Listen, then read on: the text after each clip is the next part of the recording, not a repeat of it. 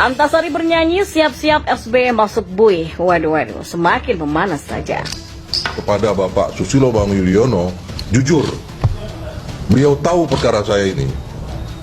Untuk beliau jujur cerita apa yang beliau alami dan apa yang beliau perbuat.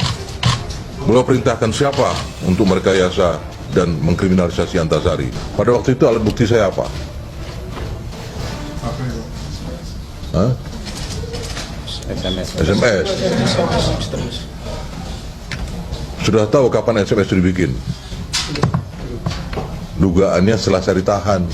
Artinya tahan dulu baru menyiapkan alat bukti. Antasari menuduh saya sebagai inisiator dari kasus hukumnya, seolah-olah dia tidak bersalah dan hanya menjadi korban. Dengan izin Allah, dengan tegas saya sampaikan tuduhan itu sangat tidak benar. Tuduhan itu tanpa dasar. Tuduhan itu liar. Tidak ada niat, tidak ada pikiran, dan tidak ada pula tindakan saya untuk melakukan tindakan yang seolah-olah mengorbankan Antasari. Ya, prinsipnya kan kita semua menerima laporan ya. Kalau Pak Antasari melaporkan tentu kita terima, wajib terima. Bagaimana menyikapinya? Sedangkan di satu sisi kita melihat bahwa ini berkait dengan sebuah perkara yang sudah memiliki kekuatan hukum yang tetap, sudah sampai tahap PK, dan bahkan Pak Antasari sendiri sudah mendapatkan gerasi dari Bapak Presiden. Jujur saya kaget mendengar pengakuan Antasari yang menurut saya sangat dan amat berani. Saya melihat amarah yang terpendam lama dalam raut muka Antasari yang terbilang sudah tidak mudah itu. Namun di balik itu saya melihat Antasari begitu mantap dan tanpa rasa takut dalam menyampaikan fakta yang terjadi terhadap dirinya.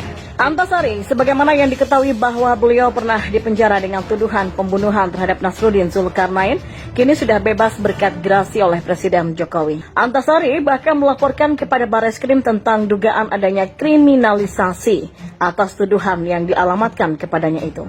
Antasari melapor dengan dugaan adanya penghilangan bukti kasus pembunuhan Nasruddin. Ya, tidak tanggung-tanggung secara terang-terangan dalam wawancara yang dilakukan terhadapnya di Metro TV. Beliau menyebutkan bahwa SBY merupakan salah satu orang yang ada di balik penahanan dirinya. Menanggapi pengakuan langsung, gamblang dan tanpa tedeng aling-aling, tak lupa pula SBY melahirkan cuitan pamungkas untuk membantah pengakuan Antasari tersebut. Saya sedikit tertawa saja mendengar cuitan SBY yang dibicarakan oleh pembawa acara di TV. Bagaimana tidak? Kenapa kasus besar dan sevital itu dengan mudahnya dimanfaatkan oleh Antasari untuk kepentingan politik yang bahkan beliau tidak punya kepentingan dalam politik?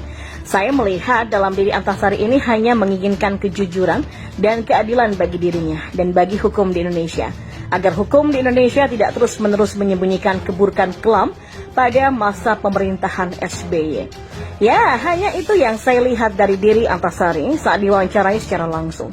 Antasari menjawab dengan tegas bahwa beliau masih membuka pengakuan secara langsung, bukan dikarenakan alasan politik, melainkan karena permintaan dari adik Nasruddin Zulkarnain dengan pertimbangan bahwa tanggal 14 bertepatan dengan tanggal meninggalnya Nasruddin Zulkarnain. Yang merangkum hasil pengakuan dari pernyataan yang diberikan oleh Antasari tadi, bahwasanya kasus kriminalisasi yang terjadi pada dirinya ini berkaitan dengan penahanan yang beliau lakukan terhadap besan SBY atas kasus korupsi. Antasari menjelaskan bahwa SBY sempat marah karena penahanan besan tersebut tidak dikomunikasikan terlebih dulu dengan SBY. Padahal menurut pengakuan Antasari, beliau sudah komunikasikan dengan Hatta Rajasa, besan kedua SBY, selaku mediator Antasari dan SBY ketika itu. Padahal dalam kasus ini, Hatta Rajasa yang lupa menyampaikan pesan Antasari kepada SBY, sehingga SBY marah dan merasa tidak ada komunikasi dalam penahanan si besan kesayangan. Besan kok dua-duanya nggak ada yang beres. Ups, maaf. Ya udah gitu, yang menjadi korban malah orang-orang yang benar. Sungguh ada apa ini dengan golongan orang-orang ini? Lebih cetar dan mengguncang lagi ketika Antasari menyebut bahwa Ibas terlibat kasus IT KPU.